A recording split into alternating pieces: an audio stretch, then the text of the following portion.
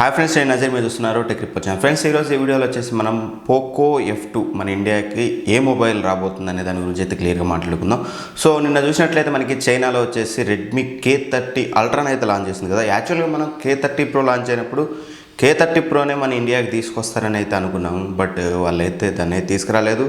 At least K30 Pro పేరుతో అయినా తీసుకొస్తారు, లేదా పోకో F2గా కాకపోయినా అనుకున్నాం. బట్ అది కూడా అయితే జరగలేదు. బట్ ఇప్పుడున్న రూమర్స్ ప్రకారం అండ్ ప్లస్ మనకి రీసెంట్గా ట్వీట్లు చూసినట్లయితే పోకో నుంచి నాట్కి ఆపోజిట్లో ఒక మొబైల్ తీసుకురాబోతున్నారు అనేది అయితే వాళ్ళు క్లియర్గా అయితే మెన్షన్ చేస్తున్నారు. 2 మొబైల్స్ వస్తున్నాయని. ఒకటంటే మనకి పోకో C3 మనకి ఏదైతే రెడ్మీ 9 సిరీస్లో ఉందో ఆ మొబైల్ అయితే తీసుకురాబోతున్నది మనకి తెలిసిందే.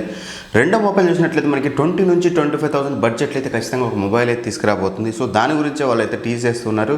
సో నిన్న K30 అల్ట్రా లాంచ్ అయినాక అది క్లియర్ అయితే అయిపోయింది అనమాట. ఎస్పెషల్గా చైనాలో వాళ్ళు పెట్టిన ప్రైస్ పాయింట్ని కనుక మనం చూసినట్లయితే ఖచ్చితంగా అదే మనకి పోకో F2గా రాబోతుంది అనేది అయితే క్లియర్గా అయితే అర్థమవుతుంది అనమాట. సో మేజర్ పాసిబిలిటీ వచ్చేసి మనకి దాని ప్రైస్, రెండోది వచ్చేసి మనకి ఆ ప్రైస్ పాయింట్లు ఇప్పుడు మనకి వాళ్ళు 865తో అయితే తీసుకురావట్లేదు. కాబట్టి ఖచ్చితంగా నాట్కి పోటీ ఇవ్వాలంటే మాత్రం వీళ్ళు 855+ తీసుకొచ్చే ఛాన్స్ ఉంది. బట్ ఇందులో మనకి చూసినట్లయితే ఏదైతే K30 అల్ట్రాలో మనం చూసినట్లయితే డైమెన్సిటీ 1000+ ప్రాసెసర్ అయితే యూజ్ చేశారు. బట్ సేమ్ ప్రాసెసర్తో అయితే తీసుకురాకపోవచ్చు. ఎందుకంటే మనకి ఎవరైతే మన్మోహన్ ఉన్నారో ఆయన ట్వీట్స్ కనుక మనం చూసినట్లయితే సో ఆయన అనేది ఏంటంటే 5G ఇప్పుడు అవసరం లేదు ఇండియాలో, జస్ట్ 4G గురించి థింక్ చేయండి అనేది అయితే వాళ్ళు ట్వీట్ చేస్తున్నారంటే మాత్రం ఖచ్చితంగా ఇండియాకి అయితే వాళ్ళు 5G ప్రాసెసర్తో అయితే తీసుకురారనమాట. సో నా అంచనా ప్రకారం ఖచ్చితంగా 855+ ప్రాసెసర్ తోటి రీప్లేస్ చేసి సేమ్ మొబైల్ అయితే తీసుకొస్తారు.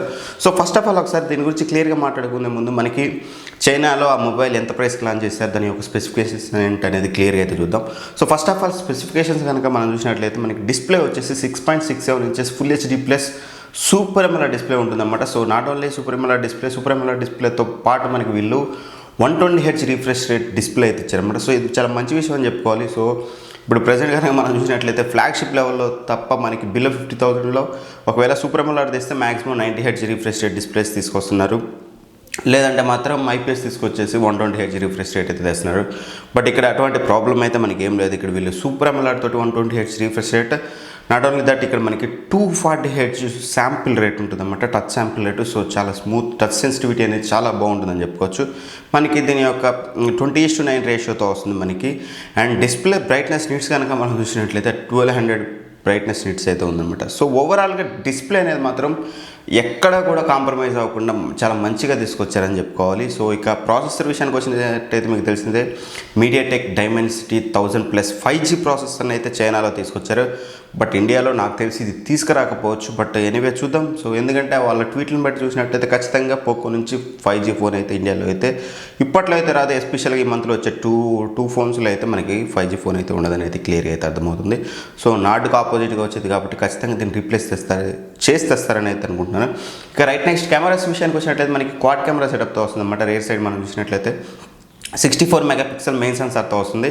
ఇక్కడ మనకి చూసినట్లయితే 64 మెయిన్ సెన్సార్ వచ్చేసి మనకి సోనీ IMX686 సెన్సార్ అయితే యూజ్ చేశారు. సేమ్ యాజ్ మనకి ఏదైతే పోకో X2లో యూజ్ చేశారో సేమ్ సెన్సార్ అయితే యూజ్ చేశారు. 13 మెగాపిక్సెల్ వైడ్ యాంగిల్ సెన్సార్ ఉంటుంది. 190 degrees వైడ్ యాంగిల్ అయితే కవర్ చేస్తుంది అన్నమాట. ఇక రిమైనింగ్ మీకు తెలిసిందే కదా 5 మెగాపిక్సెల్ 2 మెగాపిక్సెల్ కెమెరాస్ ఉంటాయి. ఇక సెల్ఫీ కెమెరా విషయానికి వచ్చినట్లయితే 20 మెగాపిక్సెల్ సెల్ఫీ కెమెరా అయితే యూజ్ చేశారు. సో ఇక బ్యాటరీ చూసినట్లయితే 4500 mAh బ్యాటరీతో వస్తుంది. 33 వాట్ ఫాస్ట్ ఛార్జింగ్ సపోర్ట్ అయితే మనకైతే ఇస్తున్నారు అనమాట. సో Android 10 అయితే ఉంటుంది, MI మీద రన్ అవుతుంది. ఇక ఈ బడ్జెట్ ప్రైస్ పాయింట్లో వీళ్ళొచ్చే బడ్జెట్ ప్రైస్ పాయింట్లో మనం IP రేటింగ్ కానీ వైర్లెస్ ఛార్జింగ్ కానీ ఇట్లాంటివి ఎక్స్పెక్ట్ చేస్తే మాత్రం మందే అత అవుతుంది కాబట్టి సో అటువంటి అయితే ఎక్స్పెక్ట్ చేయొద్దు. అండ్ మనకి ఇందులో కొన్ని ఫీచర్స్ కనుక మనం చూసినట్లయితే మనకి ఏదైతే స్పీకర్స్ ఉన్నాయో మనకి స్టీరియో స్పీకర్స్తో వస్తున్నాయి, డ్యూయల్ స్టీరియో స్పీకర్స్తో వస్తున్నాయి. NFC సపోర్ట్ ఉంటుంది, అలానే మనకి IR బ్లాస్టర్ కూడా అయితే ఉంటుంది అన్నమాట. సో ఓవరాల్గా ఒక ఫీచర్స్ అన్నీ ప్యాక్ చేసిన ఒక మంచి మొబైల్ అని చెప్పొచ్చు అన్నమాట. సో సేమ్ ప్రాసెసర్తో తెస్తారా మారుస్తారా అనేది చూడాలి. ఖచ్చితంగా మారుస్తారని అయితే నేను అనుకుంటున్నాను. నేనైతే 855+ అనేది ఇప్పటికి కూడా ఆ బడ్జెట్ ప్రైస్ పాయింట్లో మంచి ప్రాసెసర్ 865తో తేవడం కష్టం. ఎందుకంటే మనకి ఆల్రెడీ K30 Pro తెచ్చేవాళ్ళు ఉంటే దాన్ని ఇక్కడికి తెచ్చేవాళ్ళు అనమాట. సో దాన్ని తేలేదంటే ఖచ్చితంగా వీళ్ళు 855+ తోటి తీసుకురాబోతున్నమాట. సో చైనా ప్రైసింగ్ కనుక చూసుకున్నట్లయితే చాలా అగ్రెసివ్గా పెట్టారని చెప్పుకోవచ్చు. 6+ 128GB బేస్ వేరియంట్ వచ్చేసి మనకి 20,000 నియర్ 20 to 21,000 మధ్యలో అయితే పెట్టారన్నమాట. సో చాలా మంచి ప్రైసింగ్. ఇండియాలో కూడా ఇదే ప్రైసింగ్లో తెస్తే మాత్రం ఖచ్చితంగా నాటుకైతే గట్టి పోటీ అయితే ఇస్తుంది. నా అంచనా ప్రకారం ఇదే మొబైల్ తెస్తారని అనుకుంటున్నాను. మీరే తెస్తారనుకుంటున్నారు అనేది మెసేజ్ చేయండి. ఒకవేళ ఇదే మొబైల్ తెస్తే సేమ్ డైమెన్సిటీ 1000+ ప్రాసెసర్తో తెస్తారా, లేకపోతే మనకి 855+తో తెస్తారా అనేది మీరేమనుకుంటున్నారు అనేది కూడా కింద కామెంట్ బాక్స్లో ఖచ్చితంగా అయితే మెన్షన్ చేయండి.